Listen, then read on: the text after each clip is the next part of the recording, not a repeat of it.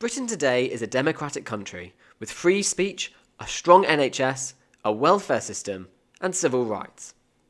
But this didn't just come about naturally. Over hundreds of years, people have fought bravely for these rights, taking to the streets and forcing change. And while undoubtedly governments found these groups annoying and loud, they were vital for creating our modern-day democracy. In this video, we're going to take a look back at a brief history of British protest. But before we begin, we should point out that we're going to miss a lot off this list. British history is littered with impressive protests, and to name them all would be impossible. So we're going to start in the late 19th century with the campaign for women's suffrage. Led by Millicent Fawcett and Emmeline Pankhurst, the suffragettes broke windows, rioted on the streets, and chained themselves to railings. And famously, Emily Davidson was killed when she ran out in front of a horse taking part in the Epsom Derby.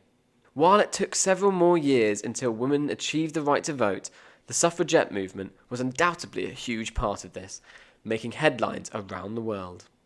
Skipping ahead to 1963, we have the Bristol bus boycott, which took place in response to the Bristol Omnibus Company's refusal to employ black or Asian workers. While it's less well known than some of the other protests in this video, it had a huge impact. Just 2 years later, the Race Relations Act of 1965 made racial discrimination unlawful in public places. We now find ourselves in the heat of the Troubles in Northern Ireland. During a protest march on one Sunday afternoon in 1972, soldiers opened fire and shot 26 civilians in a day marked Bloody Sunday.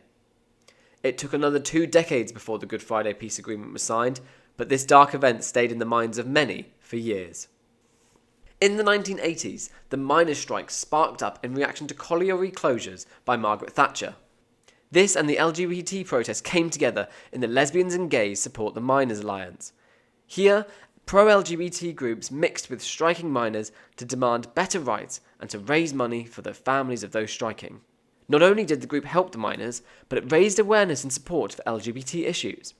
In 1985, Labour adopted LGBT rights as part of their manifesto after pressure from the miners. In March 1990, riots broke out in response to the poll tax, which introduced a standard rate of tax per person rather than per property. This was seen as very unfair to poorer people. The poll tax proved so unpopular that it was abolished just 2 years later and prompted the then Prime Minister Margaret Thatcher to step down. The anti-war protest in 2003 was attended by roughly 1 million people in London, expressing opposition to the imminent war with Iraq. So, where does this all leave us today? Well, protest culture has been growing during the past few years, from Extinction Rebellion to last summer's Black Lives Matter protests. Did these achieve much? As you can see over the course of this video, sometimes protests can take years, even decades, to have the desired effect. And while protests annoy a lot of people and cause disruption, think of all the progress that has been made over the decades because people were brave enough to stand up against the status quo. So while they may be frustrating at times, protests are a vital part of our democracy.